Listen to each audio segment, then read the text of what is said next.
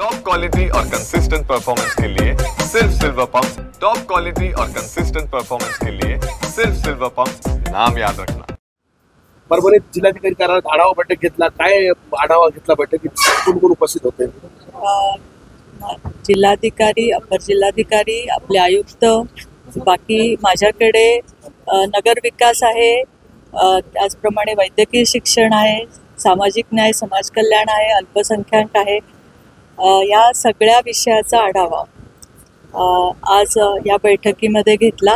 सगळ्या खात्याचे अधिकारी उपस्थित होते।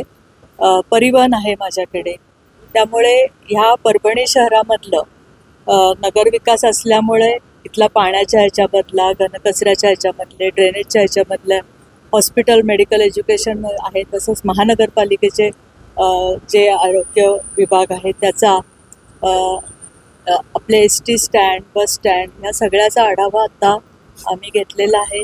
त्यांच्या ज्या काही मागण्या आहेत त्या पूर्ण मी आत्ता माझ्याकडे नोट केलेल्या आहेत। बऱ्याचशा प्रोजेक्ट जे आत्ता आपल्याकडे चालत आहेत, सर्वात आता मोठा 29 तारखेला मुख्यमंत्री साहेबांच्या हस्ते उद्घाटन आहे आपल्या मेडिकल कॉलेजचं, त्याच्या संबंधीचा पण आढावा आत्ता मी घेतला आहे। आणि त्यांच्या ज्या काही मागण्या त्यांच्याकडनं पण आलेल्या आहेत त्या पण सरकारकडनं त्यांना जे काही अपेक्षा आहेत त्या पण पूर्ण करण्यात येतील। त्याचप्रमाणे इथल्या नागरिकांच्या काही तक्रारी होत्या त्याच्या संबंधीचा पण आढावा घेतलेला आहे आणि मला असं वाटतं की याच्यामध्ये काही गोष्टी मार्गी लावता येतील। वैष्णवी हगवणे प्रकरणामध्ये राज्य महिला आयोगावर टीका होते, समाधानकारक काम आहे का असं वाटतं का तुम्हाला? तर त्याच्याबाबतलं मी उत्तर देऊ शकत नाही, कारण वैष्णवी हगवणे प्रकरण असं आहे की कोणाचं काम समाधानकारक आहे किंवा नाही हे बघण्याचं नाही, तर तिने जी आत्महत्या केली आहे त्या आत्महत्या आहे का तिचा गूढ मृत्यू झालेला आहे यासंबंधी तिला न्याय मिळणं हे आत्ता मला असं वाटतं महत्त्वाचं आहे। आणि आत्ता गृह खात्यातर्फे खूप व्यवस्थित तपास आणि चालू आहे, पूर्ण तपास यंत्रणा त्याच्यामध्ये आहे, त्यामुळं त्या कुटुंबाला न्याय मिळवून देण्याचं काम निश्चितपणे करतो।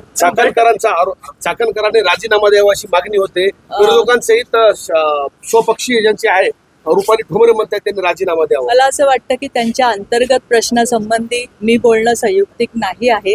मी बोलणं एक सरकार म्हणून हगवणे प्रकरणामध्ये आणि एक महिला म्हणून निश्चितपणे त्या कुटुंबाला न्याय मिळवून देण्याचं काम आम्ही एकही आमदार बैठकीला उपस्थित नव्हते, मला असं नाही वाटत की ज्यावेळेस आमचा दौरा होता त्यावेळेस दौरा होता आणि दौऱ्याच्या ह्याच्यामध्ये अचानक लावलेला दौरा होता, त्यांचे स्वतःचे कार्यक्रम होते पूर्वनियोजित आणि त्यामुळे ते नाही आहेत।